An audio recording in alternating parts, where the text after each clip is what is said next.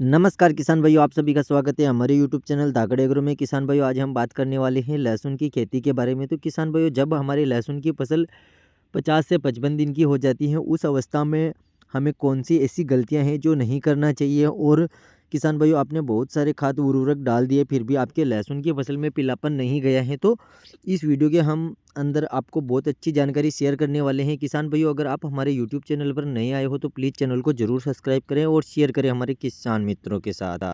तो किसान भाइयों, जब हमारे लहसुन की फसल 35 से 40 दिन की या फिर 40 से 50 दिन की हो जाती है, तो उस समय आपको पहला काम करना है कि आपको अपने लहसुन की फसल में हल्की हल्की निराई गुड़ाई कर लेना है। अब जब किसान भाइयों ने पहली बार लहसुन की पिलाई करी थी, तो उस समय किसान भाई के जो पहले खरपतवार नाशक दवा का स्प्रे कर दिया और जो लहसुन की फसल थी उसमें खरपतवार भी ख़त्म हो गई। अब दूसरी बार जब आप पिलाई कर रहे हो तो उस समय आपको हल्की हल्की पहले निराई गुड़ाई कर लेना है और उसके बाद आपको लेना है किसान भाइयों 45 किलोग्राम यूरिया खाद।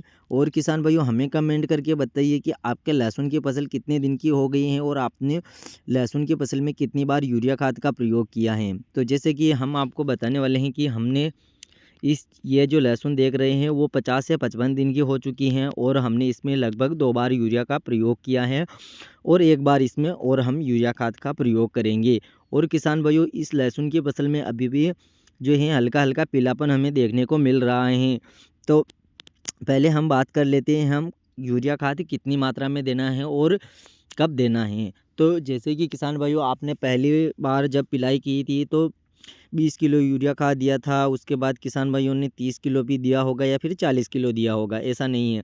तो जैसे कि मैंने पहले पिलाई करी थी तो 20 किलो के हिसाब से दिया था और अब जो मैं तीसरी पिलाई कर रहा हूँ किसान भाइयों, निराई गुड़ाई करने के बाद, तो इसमें मैं डालने वाला हूँ 45 किलोग्राम यूरिया खाद और इसके साथ मैं डालूँगा सागरिका जो दानेदार आती हैं और इसके साथ हम मिलाएंगे किसान भाइयों NPK 19-19।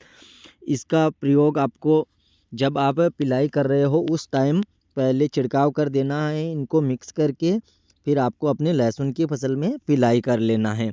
अब किसान भाइयों, आपके लहसुन की फसल में जो पीलापन आ रहा है वो अभी तक ख़त्म नहीं हुआ है, तो उसके लिए आपको कौन सा डोज लेना है जो कि ऊपर से स्प्रे करना पड़ेगा।